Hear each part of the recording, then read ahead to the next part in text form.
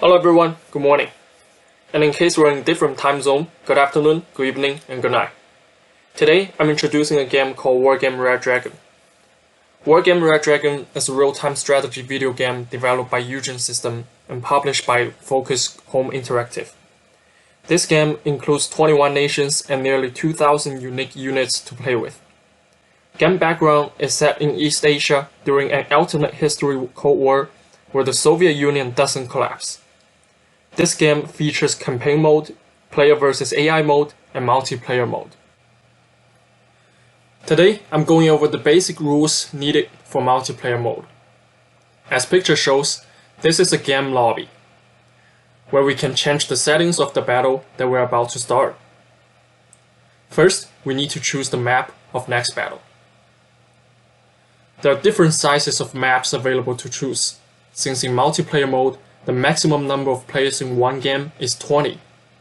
The largest map covers 1,000 square kilometers land, which is the same size of Hamilton City. Next setting I want to talk about is the starting point. Starting point is the startup resources we have at the beginning of the battle. We use these starting points to purchase military equipment. After the battle starts, we can get a fixed amount of income every 5 seconds. There is a panel for modifying income rate. Medium is usually 1 point per second. Next up is the battle mode. The mode we are displaying now is destruction mode.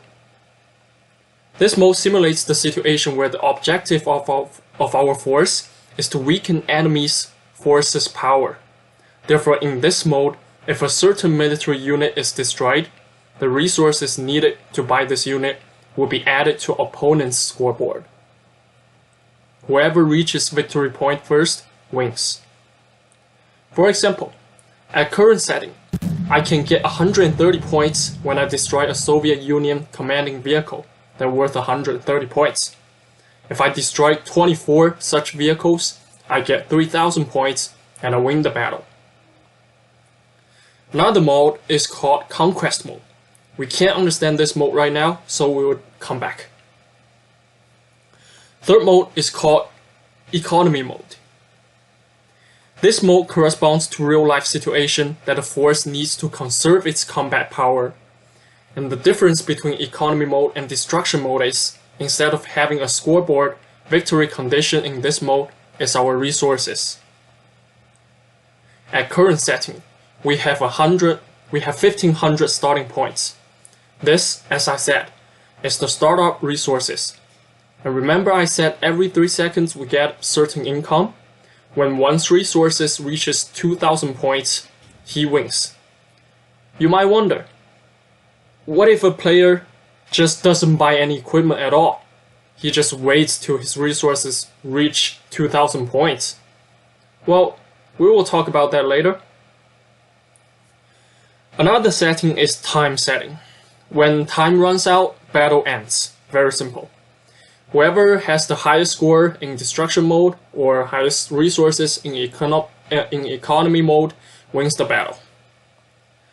Last setting is opposition setting. In this game, countries are divided into 2 factions. One is Blue 4, consists of NATO countries. The other is Red 4, consists of countries that fight against NATO.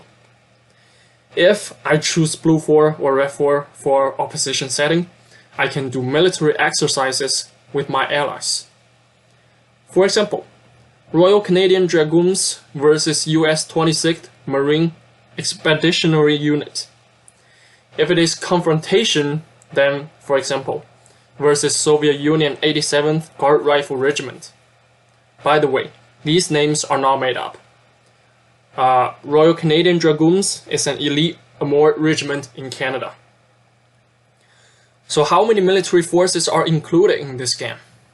Well, that's the fun part of this game. You build your own force. Military forces are called deck in this game. We first choose our faction, Blue 4 or Red 4. Then, if you want, you can choose your nation, 21 nations and 10 alliances to choose from. If you don't choose nation, you will just play in blue for faction, or red for faction. 10 alliances, including Commonwealth and NORAD. After that, we can choose force type. If you don't choose force type, it will just be a combined force. There are 7 types of forces. If we choose a mort, we can only use units that has a mort units, that has a mort labels. However, we have 2 more experience points for all tanks. The more experienced, the better they perform. -1 activation point and 4 more slots basically mean that we can place more tanks in our deck. I want to explain the activation point here. The resources I mentioned before was in battle stage. Activation point is each unit's cost in deck section. Since in real life, countries spend money buying equipment first, and there are operating costs every time the equipment is used. Next, we can choose era of our deck. If I choose before 1980, then I can only have things invented before 1980. However, I get 10 more activation points, which means I can have a larger scaled force. After clicking create, this panel shows up. You can see activation point at upper right corner, and these are slots for placing units.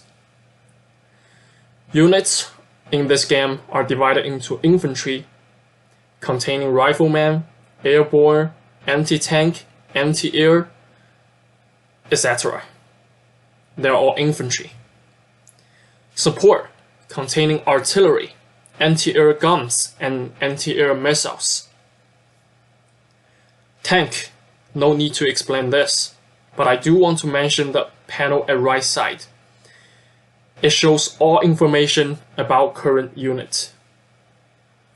The rest are recon, which is special force or some recon vehicles.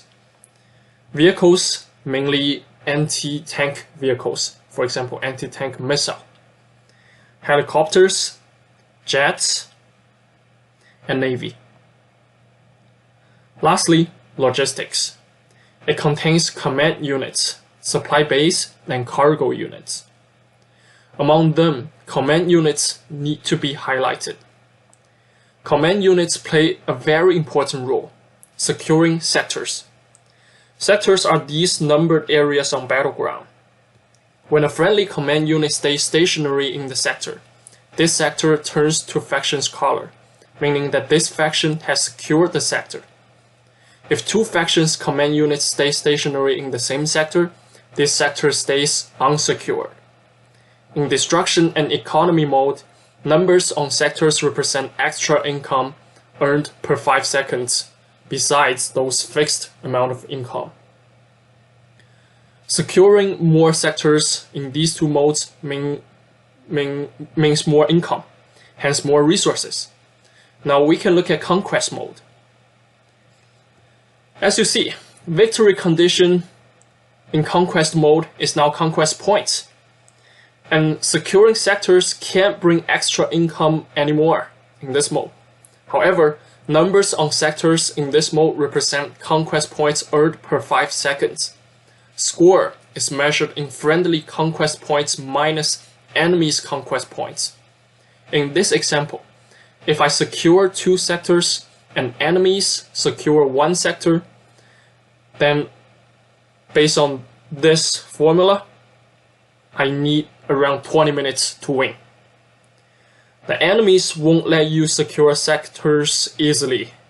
You can see there is an intense conflict going on in Sector Gulf. Lastly, there is a common victory condition for all above 3 modes, which is eliminating all enemies' command units. As a result, in economy mode, if one deploy nothing and just sit in the chair waiting for income, it will probably turn out to be like this. Lastly, let's enjoy a short clip of an attack scene.